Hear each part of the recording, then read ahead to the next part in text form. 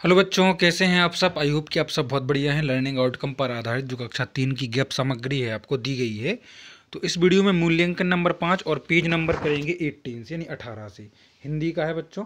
और page number 18 से पहले का जो है ना, मतलब पेज नंबर 1 से 17 तक का सॉल्यूशन इसी वीडियो की डिस्क्रिप्शन में लिंक है, वहाँ से जाकर आप चेक कर दें, आपको प्ले लिस्ट मिल जाएगी। उसमें अन्य सब्जेक्ट का सॉल्यूशन भी आपको मिल जाएगा। इस वीडियो में हम 18 पेज नंबर से देखेंगे मूल्यांकन नंबर 5। ठीक है, पेज नंबर 18। देखो मैं आपको बता देता हूँ, ये है आपका पेज नंबर 18। ठीक है, तो आप इसी वीडियो में देखेंगे और मैंने बता दिया है कि डिस्क्रिप्शन में लिंक है, वहाँ से जाकर आप अन्य सब्जेक्ट का चेक करेंगे और इससे पहले का। ठीक है, तो चलते हैं मूल्यांकन नंबर 5 में। तो आपको जो आपकी पिछली बुक्स है, कोई भी भाषा भारती हिंदी की, उसमें से कोई भी एक पोयम को चुनना है और उसी के आधार पर आपको इसके प्रश्न देना है, आंसर देना है। जैसे पहला प्रश्न है, कविता का शीर्षक क्या है। तो मैंने पहले ही जो आपकी कक्षा 3 की किताब थी उसका पहला ही चैप्टर मैंने चुना, उसका नाम है प्रार्थना। ठीक है, शीर्षक इस कविता किस कक्षा से ली गई है। तो भाषा भारती कक्षा 3। ठीक है, कविता किसके बारे में है। कविता ईश्वर से प्रार्थना में, कविता में ईश्वर से प्रार्थना की गई है। तो कविता में आए तुकांत शब्दों को लिखिए। तुकांत मतलब जो होते हैं राइमिंग वर्ड, यानी एक ही ध्वनि वाले। तो निबिलों, बिकिलों, आन, मान, अभिमान और बलिदान। कविता की कौन सी लाइन आपको सर्वाधिक प्रभावित करती है, सबसे अधिक पसंद आई। तो देखो, पर सेवा पर उपकार में हम निज जीवन सफल बना जाएं, मतलब दूसरों का उपकार करने में ही अपना जीवन जो है सफल बना जाएं। ये कविता जो लाइन मुझे बहुत अच्छी लगी। Learning outcome 208 page number 19। ठीक है, अभ्यास क्रमांक 1 में आपसे कहा गया है कि आपको एक चित्र के माध्यम से बताना है, आंसर देना है। एक आपको दिख रहा है मेले का दृश्य है। इस मेले के दृश्य को आप अच्छे से ऑब्जर्व करें और इसी ऑब्जर्वेशन के आधार पर आपको नेक्स्ट पेज पर जो कुछ क्वेश्चन पूछे गए हैं, जैसे यदि आपको क्लियर नहीं दिख रहा है तो वीडियो की क्वालिटी जो है इंक्रीज कर ले, जिससे आपको सही दिखे। ठीक है, देखो इस चित्र में कौन कौन से काम हो रहे हैं बताइए। तो देखो, गुब्बारे वाला गुब्बारे बेच रहा है। ठीक है, मिठाई वाला मिठाई बेच रहा है, दुकानें सजी हुई हैं, औरतें नाच रही हैं और झूले लगे हुए हैं। तो इस तरह से ये 5 जो काम है वो मैंने आपको बता दिए हैं। नेक्स्ट है, चित्र में दिखाई देने वाली वस्तुओं के नाम बताइए। तो देखो, झूले, गुब्बारे, मिठाइयाँ, बर्तन, खिलौने, गहने आदि जो हैं हमें जो है चित्र में दिखाई दे रही हैं, यानी वस्तुएं हैं। चित्र में गुब्बारा खरीदकर बच्चा उससे क्या करेगा। देखो, बच्चा गुब्बारा लेकर अत्यधिक प्रसन्न होगा, वह गुब्बारा लेकर उसके साथ खेलेगा। तो ये शायद आपको कम दिख रहे होंगे, लेकिन दुकान के पास खड़ी महिला क्या कर रही है। तो दुकान के पास खड़ी महिला जो है खिलौने खरीद रही है। इस चित्र में कोई 2 समान चीज़ों के बारे में बताएं। समान चीज़ें, तो समान चीज़ें कौन सी हो सकती हैं। एक तो हो सकते हैं आपके तो गुब्बारे और झूले जो है समान हैं, क्योंकि गुब्बारे कई रंग के हैं। ठीक है, और झूले भी कई प्रकार के उधर दिख रहे हैं, तो वो समान समान हो गए। ठीक है, और इस चित्र में कोई 2 चीज़ें जो आसमान हैं, तो झूला और गुब्बारा जो है आसमान भी है, मतलब एक दूसरे से कंपेयर करें तो जो है आसमान है, यानी अलग अलग हैं। यदि आप मेले में होते तो आप क्या क्या करते।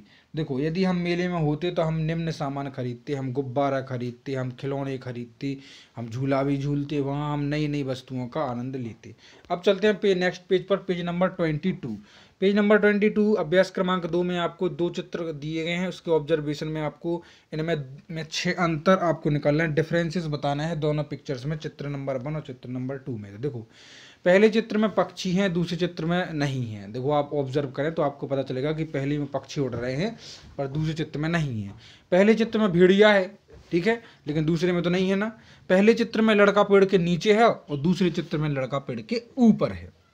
पहले चित्र में डंडा दिख रहा है, लेकिन डंडा देखो, पहले चित्र में डंडा आपको दिख रहा होगा, लड़के के बगल में रखा, ही रखा डंडा। ठीक है, लेकिन दूसरे चित्र में नहीं है। अगला है, पहले चित्र में पेड़ की पत्तियां दिख रही हैं, लेकिन दूसरे में नहीं दिख रही हैं। पहले चित्र में 5 जानवर हैं और दूसरे में जो है 3 जानवर दिख रहे हैं। नेक्स्ट है, ऊपर बने हुए चित्र में आपको क्या क्या दिख रहा है। तो ऊपर बने चित्र में हमें बालक, भीड़, पुतला, पहाड़, पक्षी, पेड़, डंडा, घास आदि दिखाई दे रहे हैं। ठीक है, नेक्स्ट मूल्यांकन नंबर 6 में आपको एक वृक्ष दिख रहा है जो आम का है। ठीक है, आम के वृक्ष में आपको कुछ बच्चे दिखाई दे रहे हैं। ठीक है, और इसी के आधार पर आपको देखो 5 वाक्य बनाना है। तो बच्चों, मैंने बताया है यह आम का वृक्ष है, बच्चे पेड़ के नीचे खेल रहे हैं, पेड़ के नीचे हरी घास लगी है, कुल 4 बच्चे पेड़ के नीचे हैं और पेड़ बच्चों के साथ जो है बहुत खुश है। इस तरह से आप जो है बना सकते हैं। ठीक है, अब हम चलते हैं नेक्स्ट पर, पेज नंबर 24। पेज नंबर 24 में आपको लर्निंग आउटकम 209 है। अभ्यास क्रमांक 1 में चित्र की सहायता से, चित्र में आपको एक कहानी अपने मन में गढ़ना है और इसके बाद जो है आपको एक आंसर देना है इनकी, ठीक है। तो चित्र देख रहे होंगे आई होप आपने। जामुन के पेड़ पर कौन रहते थे? तो जामुन के पेड़ पर बंदर रहते थे। हाथी को सबक सिखाने का विचार किसने किया? तो हाथी को सबक सिखाने का विचार बंदरों ने किया। हाथी जंगल में आकर बंदरों को कैसा परेशान करता था? तो हाथी पेड़ों की टहनियों और वृक्षों को हिलाया करता था। हाथी के आते ही सभी बंदर क्या कहकर चिल्लाए? बिना पूंछ का हाथी, बिना पूंछ का हाथी। हाथी अपनी पूंछ क्यों नहीं देख पाया? हाथी अपनी पूंछ अपने बड़े कानों की वजह से नहीं देख पाया। चलते हैं हम नेक्स्ट पेज पर, पेज नंबर 26। कहानी में देखकर बताइए कि हाथी का शरीर कैसा दिखता है? तो हाथी का शरीर बहुत भारी भरकम बड़ा दिखाई देता है। बंदर कहाँ रहते थे? तो बंदर पेड़ों पर रहते थे। बंदर और हाथी की पूंछ में क्या अंतर है? बंदर की पूंछ लंबी होती है पर हाथी की पूंछ छोटी होती है, उसके शरीर के हिसाब से बताया मैंने। आप किसी ऐसी घटना को बताइए जब आप परेशान हुए। तो जब विद्यालय जाते वक्त मेरी साइकिल बार बार खराब हो जाती थी, तब मैं बहुत परेशान हुआ। अपनी परेशानी का आपने क्या हल निकाला? तो मैंने अपनी साइकिल को ही बदल दिया, ठीक है। सोचिए और लिखिए कि जब आप किसी को परेशान करते हैं तो आपको कैसा महसूस होता है। तो उसको कैसा महसूस होता है जिसको आप परेशान करते हैं। देखो, जहाँ कोई भी किसी व्यक्ति जब कोई भी किसी व्यक्ति को परेशान करता है तो उसे दुख पहुंचता होगा, यह अनैतिक है और हमें किसी को ही परेशान नहीं करना चाहिए। लर्निंग आउटकम H210 और आपको अभ्यास क्रमांक 1 में टाइम टेबल दिया गया है, समय सारणी भी दी गई है, किस दिन कौन सा पेपर आपका एग्जाम है, ठीक है। 20 तारीख से स्टार्ट है, 24 को फिनिश हो जाएंगे। शनिवार, सोमवार, मंगलवार, बुधवार, टोटल 4 दिनों में आपका एग्जाम होने वाला है। हिंदी पहला, दूसरा गणित, तीसरा पर्यावरण और अंग्रेजी जो है चौथा प्रश्न पत्र होगा, ठीक है।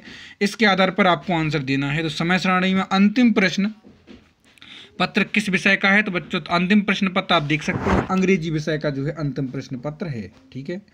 चलते हैं नेक्स्ट पर, पेज नंबर 28। पेज नंबर 28 में आपसे कहा गया है यह समय सारणी किस कक्षा की है? तो यह समय सारणी कक्षा 4 की है, ठीक है। अच्छा, मंगलवार को किस विषय का प्रश्न पत्र है? तो पर्यावरण को है मंगलवार का।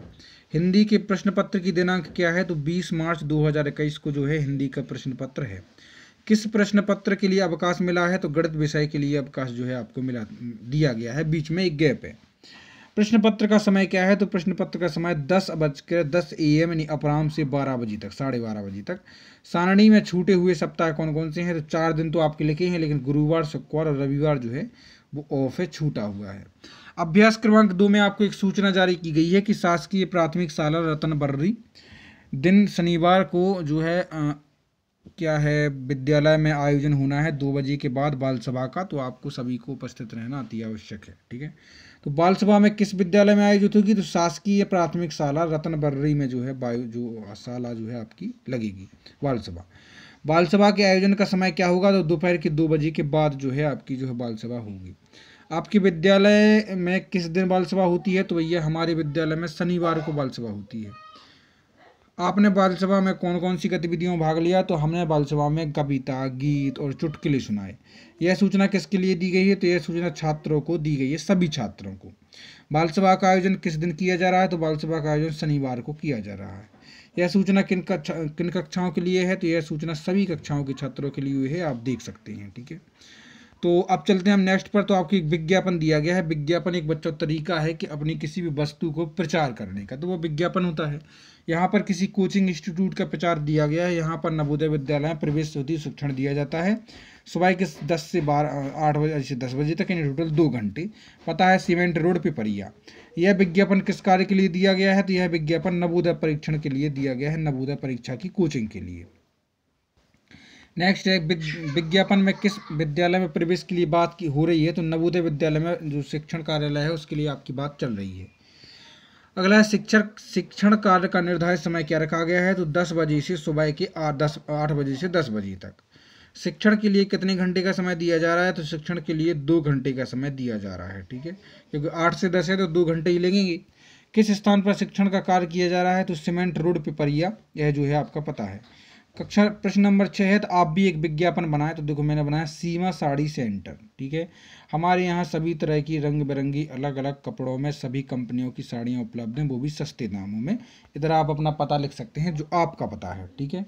और इसके बाद जो है आपको कार्यक्रम ऑर्गेनाइज होना है शाला में, तो उसके लिए भी एक नोटिस जारी किया गया है शासकीय प्राथमिक शाला रतनबर्री 15 अगस्त 2021। ठीक है, पेज नंबर 30 है आपका। ठीक है, तो इसको हम जो है नेक्स्ट वीडियो में कवर करेंगे। वीडियो को लाइक और चलो सब्सक्राइब करें। आपसे जल्दी ही मिलते हैं। Take care.